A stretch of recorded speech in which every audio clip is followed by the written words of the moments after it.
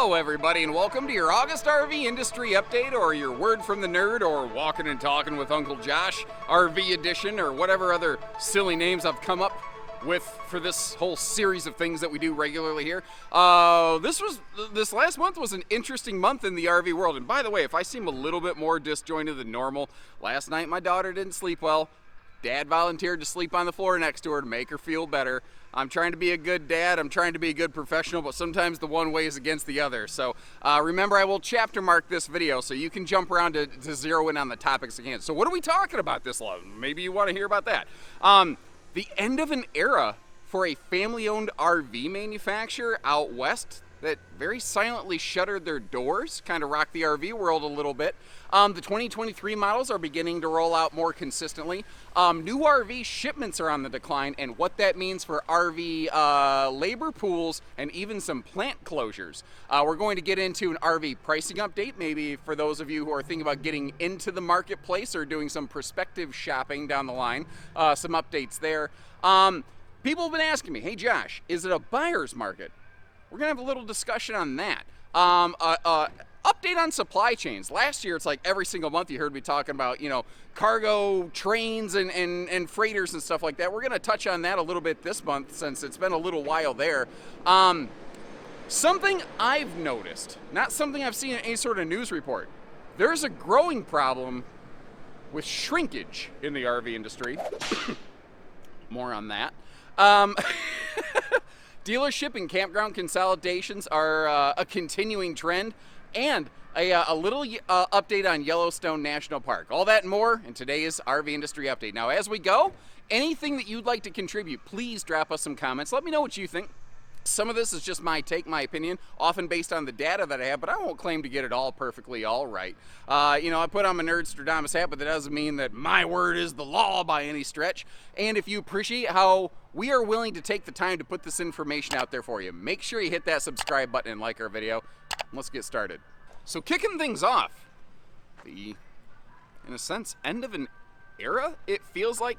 Out west, there was a family-owned RV manufacturer named Lazy Daze RV. They made Class C motorhomes. It was basically, built to order, hand-built construction.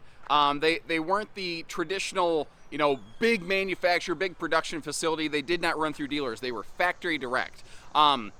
I really only kind of learned about it in the last couple of years, but what I learned is they had this just very long and very well-respected history spanning back, I don't know, like 50 years or something like that. And then all of a sudden, in the middle of the month, people noticed that the phone lines weren't working. And then some people noticed that they had literally shuttered their big picture windows, basically put boards up over the windows and apparently closed shop. Thing is, no one really has full clarity as to why this happened. Now, it's presumable that during the supply chain crunches during the COVID-19 period, in the same way that like a smaller standalone RV dealership struggled to get inventory, struggled to get supplies, it's presumable that they were really heavily affected by parts shortages and parts supply chains, during that period. But they seemed to pull through it. And then recently here, they just silently went away. The only word anyone really has officially on this, their service manager made a public statement effectively saying that the ownership is just, it's not conducive to the ownership for us to discuss the closure of this company whatsoever. So, to my knowledge, no one really knows what happened here. It's sad. It feels like, even though they were this small little manufacturer, they're this family-owned build, it feels like kind of that end of an era in a sense where just maybe that independent business within the RV industry is becoming harder and harder to find success against the growing consolidation between different RV manufacturers. Now, I never had any personal dealings with Lazy Daze RV. I did have my hands on one of their RVs used once, and years ago did a walkthrough review on one of those. And I respected what I saw. They really seemed to be one of those, the few and the proud kind of manufacturers where they built high-class RVs in small quantities. And I like that idea. I like that business model. And I hope this isn't like a real indication of exactly where the industry is going. I love the industry. I love all these things I get to see every day. But I've always been that guy that roots for the underdog, even if they're not on my team, you know? I'm that guy that loves to root for the team that's down at halftime. And I love to see people like that succeed. And so just seeing the story, I don't know, just kind of bummed me out. But for those who've been asking, yeah, it does look like Lazy Daze is done. Now, clarity. There's Lazy Daze, D-A-Z-E, the RV manufacturer we just discussed. Then there's Lazy Daze, a very large RV dealership. We're not talking about them. I'm not saying that this other big, large dealership group has closed their doors, nor do I want anyone to think that I'm like trying to poison the waters that way. I always try to be fair. I always try to be candid. And I thought, you know what, given the similarity in the names and how they sound audibly, that might be a good thing to point out real quick. Let's move on. The 2023 models are more officially beginning their debut. There had already been a couple of those that kind of snuck through, but it's been weird this year. I think just because manufacturers have been going at such a breakneck pace, they haven't really had a good chance to figure out, like, what are they going to do for product updates and exactly what are those going to look like and which of their ideas are going to come to fruition, because very few manufacturers are actually supplying dealerships with proactive, hey, here's what's going to be changing. They're almost like a, hey, we'll build it and then we'll see what happens kind of update. Now, what I'm also noticing is it sounds like several brands have multiple layers of updates planned, but not all of those are able to be implemented all at one time. So this may be a year where we see, for lack of a better explanation, a staggered model year rollout. Not just like, not every company is exactly transitioning to 2023s at the exact same time. Many 22s are still being shipped out, and the RV industry produced so many 2022 models that basically they built stuff that dealers hadn't even ordered yet, thinking they were getting ahead of the demand when the demand actually declined. So there's a ton of already built 2022 RVs still sitting at manufacturers that haven't actually been purchased by dealers yet. So you're going to see, I think, a slow dovetailed rollout of residual 22s versus new 23s coming out. And just to really confuse you further along the way, I think you're also going to see where there are going to be, like, that Wildwood. I'm just going to throw out an example. What's behind me here? That Wildwood. You might see where that Wildwood has like 2 or 3 mini update waves very early on in the 2023 season before the full, true, like, official 23 builds are out there. What all this means is my message to you as consumers, if you are looking at a dealer's website or if you're watching one of my videos, I 1000% recommend contacting the salesperson at any dealership, not just any dealership, wherever you think you might choose to take your business, and say, can you do me a favor? Can you snap me 10, 12 pictures of the exact camper that I am buying? Because it is very likely that it may vary some way, somehow, from the pictures, from the videos, from all of that. And I think that that is going to be something that we actually see continue all the way through spring of the 2023 calendar year, not just the model year. So a little cautionary advice there from your old Uncle Josh. Now, something happened for the first time this year. For the first time this year, the number of RVs produced last month was less than it was a year ago. To date, overall, there are still more RVs built and shipped to dealerships this year than last year in total. However, this last month, there were fewer RVs built in July, what month is it? July of 2022, than there were in July of 2021. And I think that is a very interesting sign that manufacturers basically, coming into this year, the prediction was it was going to be another year just like 21. And manufacturers just cranked that production up to 11, brother. Well, it hasn't quite panned out that way. The trick is, whereas a lot of people saw some various indicators going, hey, you need to slow down, a lot of RV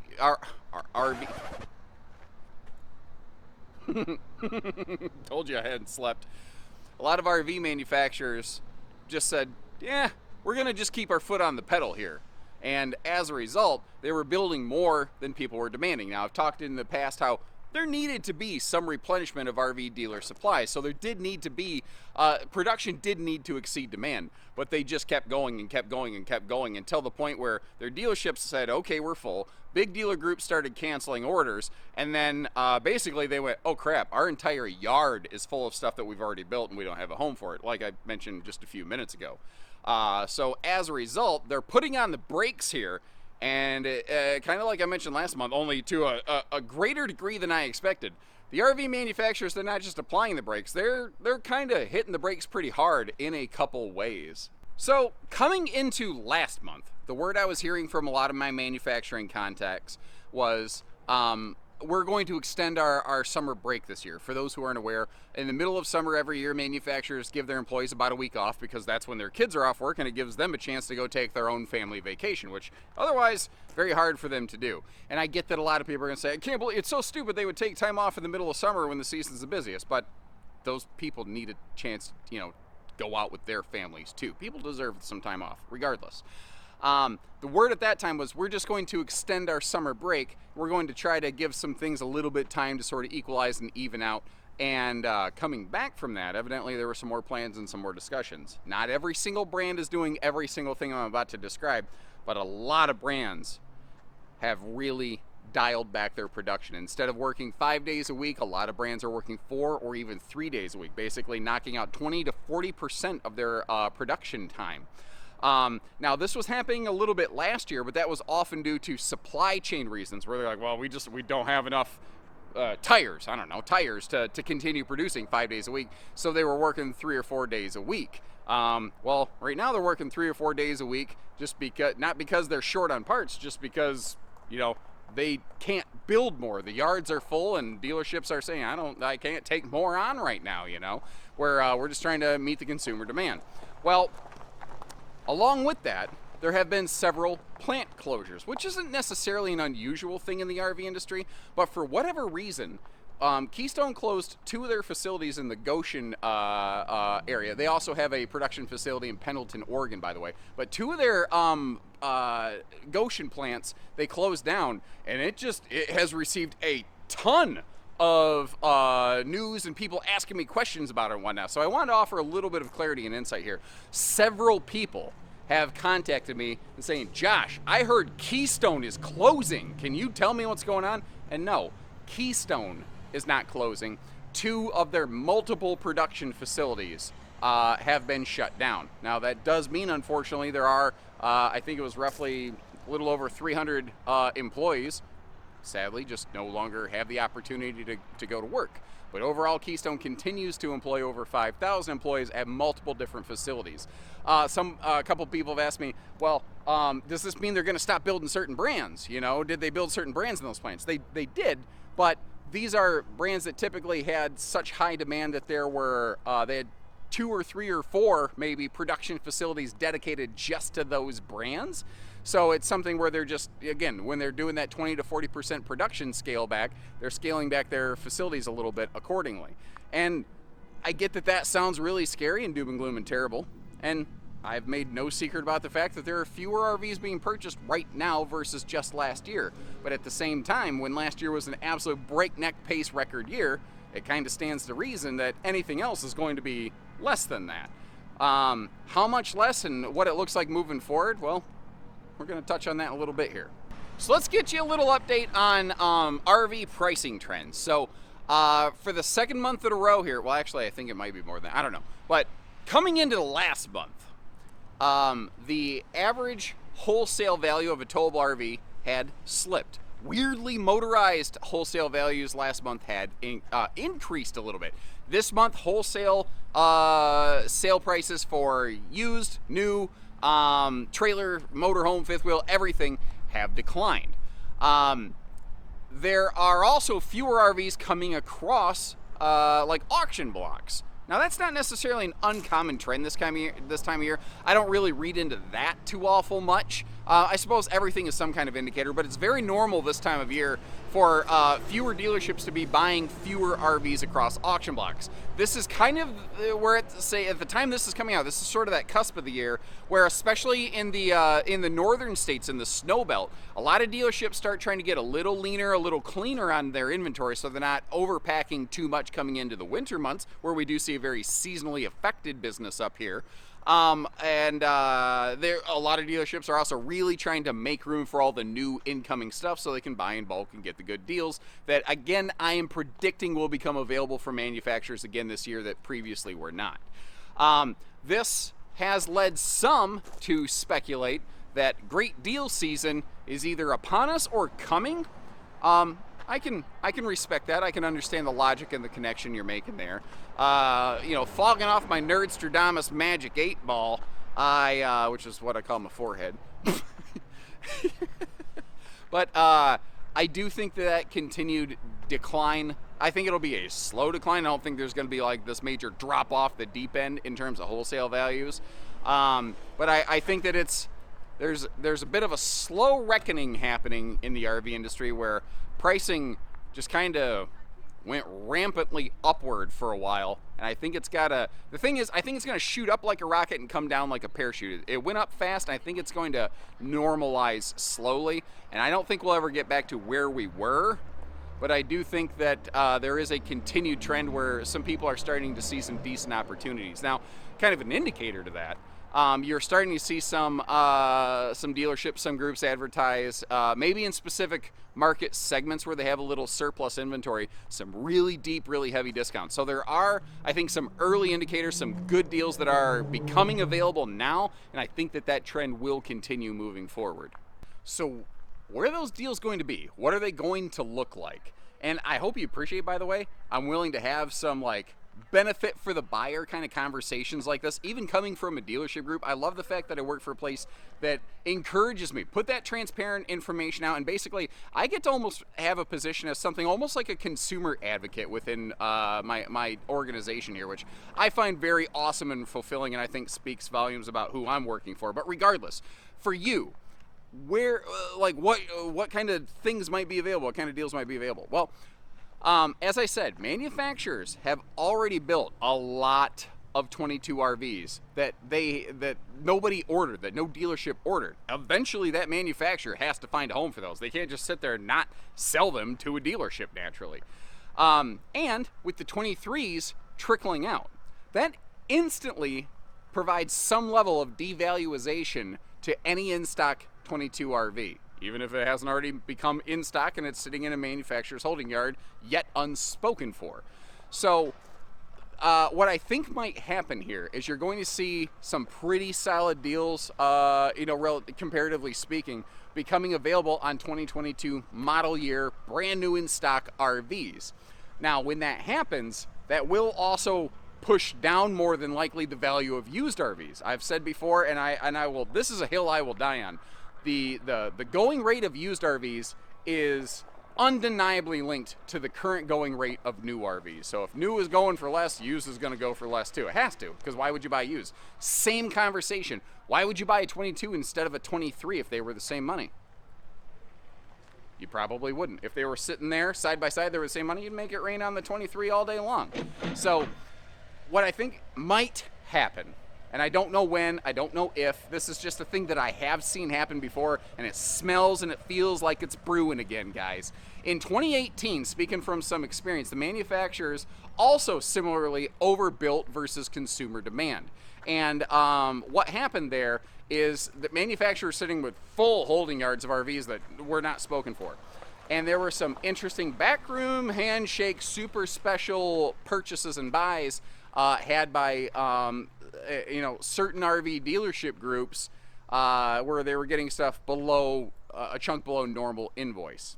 I don't know when, I don't know if, and I don't know which ones it might be. I'm saying that I could see that happening again.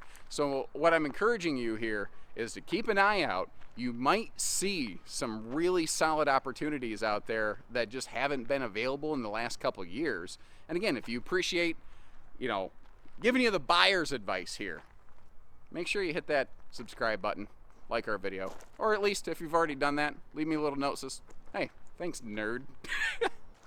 But similarly, maybe some good news for potential motorhome shoppers and buyers out there. It's been no secret, and it continues to be a problem for the automotive industry. There's been this big chip shortage. You know, they have all these vehicles built, but they can't actually complete a functional vehicle because they're missing the little widget that makes the whole thing happen. Similarly, the RV motorized industry has been really chokeholded by the exact same problem because, you know, they're all built on an automotive chassis and they have the exact same shortage issues as a result with those chips. Along the way, though, the builder suppliers have continued to bulk up steel so that when there is a decent supply of these chips available, they will be able to crank out a great deal of motorized chassis far more quickly. Now, there is some rumor that this fall we may see that finally start to break loose. Obviously, it's just a rumor. I have no confirmation of any of this, and time will be the ultimate judge. But keep an eye out. If you've been looking like man, I can't find a small Class C or B van or whatever, anywhere, this fall, those may finally become a little more available. So, in a similar vein of, I hope you appreciate how we're willing to have some very real-world, plain-word, candid conversations with you. I've had the question suddenly asked of me far more frequently recently here. Is it a buyer's market? Are we entering a buyer's market? And I don't know. I know that it's not a seller's market currently, but I don't know that it's a buyer's market, which is like one of the weirdest things I think I've ever said on one of these updates. It almost sounds like it has to be one or the other. But here's what I mean. So there are some factors very heavily weighing in favor of the consumer currently. The biggest of which is really shaped by the fact that there is a lot of inventory available. The last couple of years, if you found the RV you wanted, you pretty much had to buy it from whoever had it. There just wasn't a lot of opportunity typically. You didn't have the consumer's choice of where to take your business. You just had to choose what you wanted to do your business on. That didn't come out well. You know what I mean. Squirrel.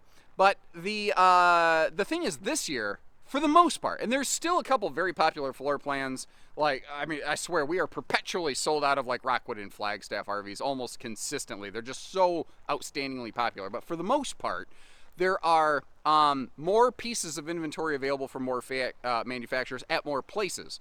So you as a consumer have regained the ability to choose where you want to take your business. And because of that, because you now have multiple different places all competing for your business, they are now price fighting one another to try to get your business.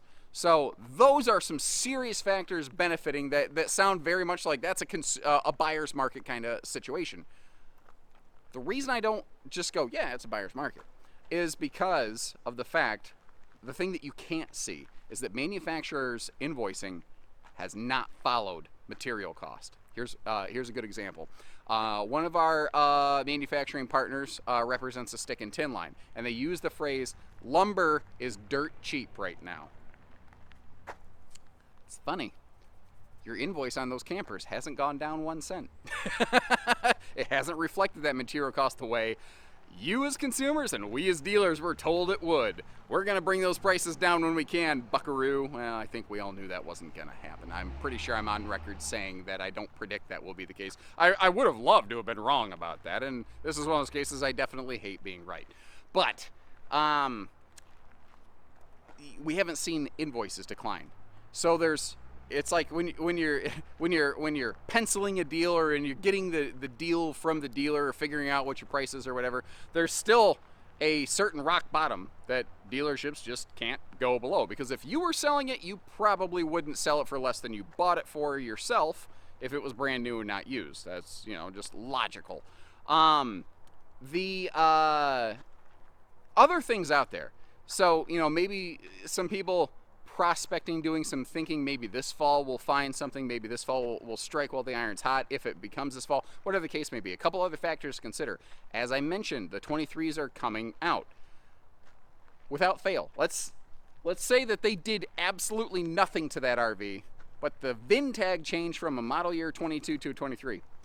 For whatever reason, there's always an invoice increase on that. There's always a price increase every time the model year changes. Very similarly, And really, frankly, only in a couple months, about 4 months from now, we will change from the calendar year of 22 to 23. And without clockwork, with zero changes to the RV, when we change the calendar year, the pricing goes up a little bit. Every year without fail. I've seen that every year that I've been in this industry, and people who have been in it decades longer than me are probably able to confirm that in the comments section. If you've seen that, feel free to chime in. I don't care where you work, by the way. This is where this whole point of this is to try to put good, fair, valid information out there for people to understand. So there are some factors that are certainly working in a buyer's favor. And relatively speaking, compared to the current cost of the RV, I do think that there are and will continue to be some very good deals to be had. But that's the thing to remember. It is all relative. If your expectation is shaped off what you saw for price tags in 2018, 2019, you're probably going to be disappointed. But if your expectations are shaped off what you saw over the last year and a half, you may be pleasantly surprised. So it's all about perspective. It's all relative. And again, I hope you appreciate that I'm willing to put all this out there for you. So an update on supply chains. I swear last year all we talked about how there's just this flood of cargo ships that are off the coast of the United States, and we can't get any of this stuff offloaded and unloaded and into the country and blah, blah, blah. And it affected the RV industry and the furniture industry and auto and every other thing. The Port of Los Angeles, there were some reports that came out recently. They have 80% fewer ships waiting to be unloaded right now versus this time last year. So there's still, a delay on things coming in, but the general flow of supply stuff has been much, much better.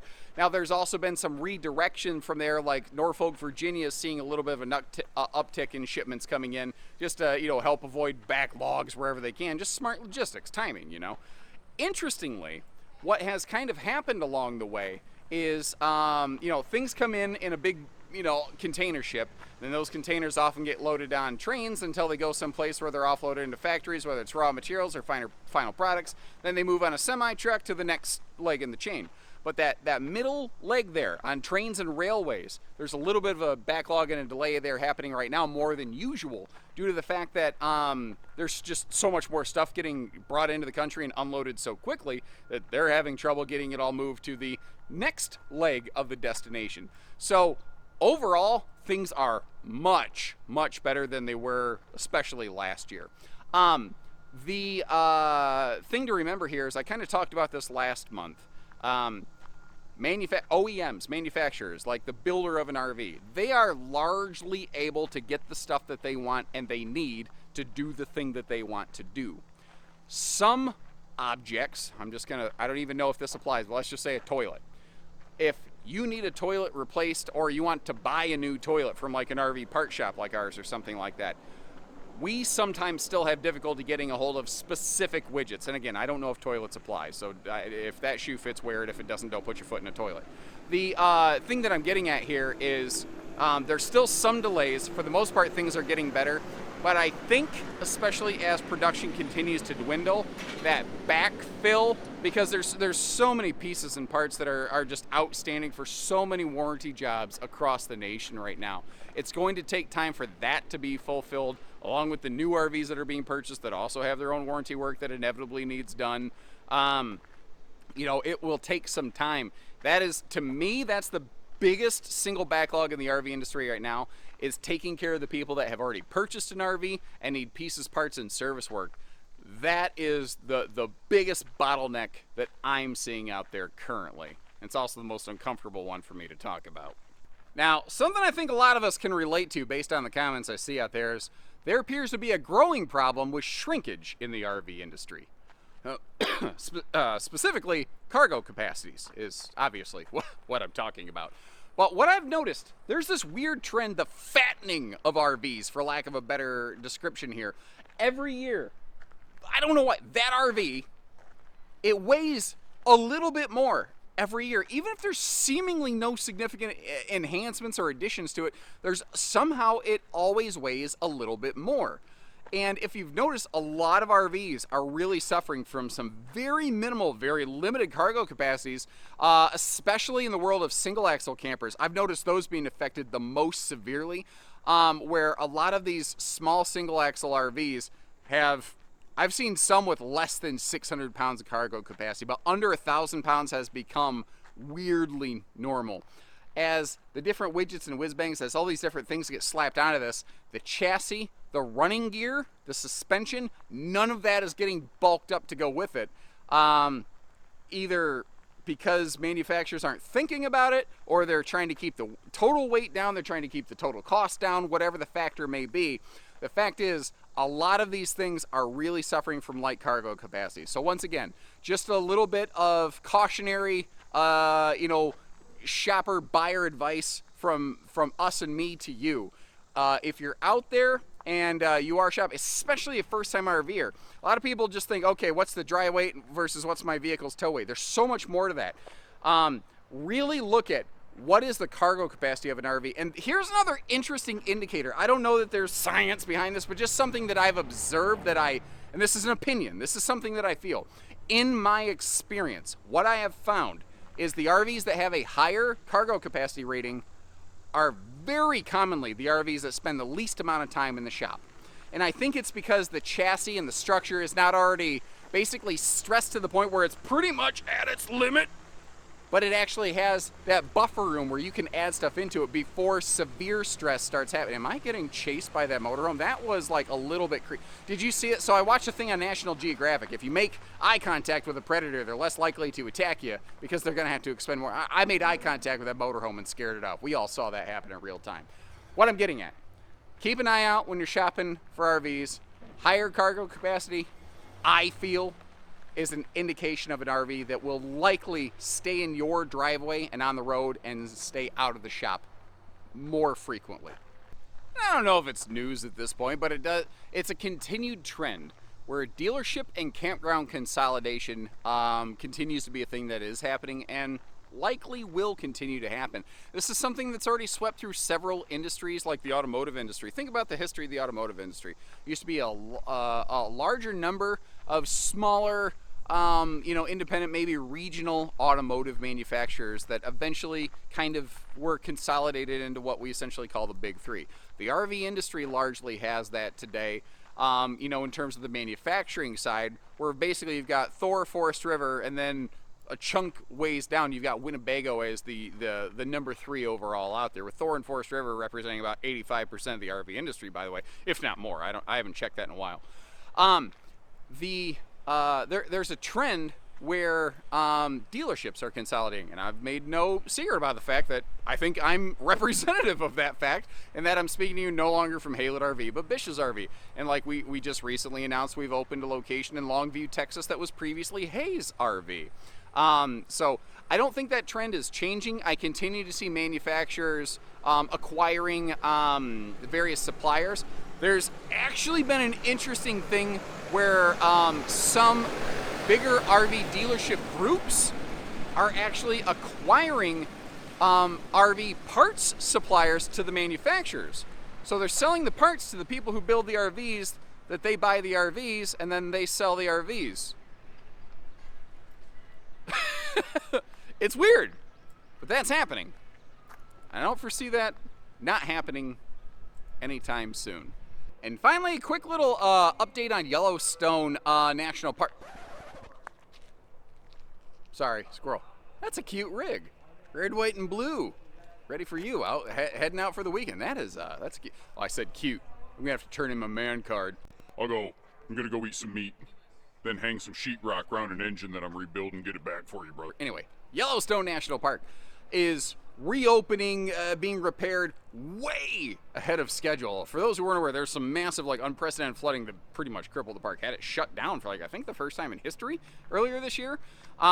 At this point, it's roughly 90 to 95% reopened. There are still some areas that have limited capacity, maybe require reservation, but the north and the south loops of Yellowstone National Park are open at this point. The east and west entrances are still closed, but the way that they're going, I wouldn't be surprised if by next month they got that up and running. I am really shocked at how quickly they got that around, considering when it first happened, the initial estimated date for repairs was, it's bad. We don't know. So a little bit of good news out there for you today. And I think that's enough of me for 1 month. Anyway, running my mouth here. Maybe if you want me to, we'll do it again next month. But again, if you appreciate the information that we're bringing you, the time that we take to put this all together, make sure you hit that subscribe button. I'd love to have you around the next time. Let me know what are you seeing? What are you thinking? What are you feeling? Is it coinciding with what I'm sharing here? Is it conflicting with what I'm sharing here? Let's have a real open discussion. I'll do my best to answer anything I can to the best of my ability, and I won't claim that I know it all or I get it all right, but I'm going to keep on trying. So take care, stay safe, have fun, and happy camping, everyone.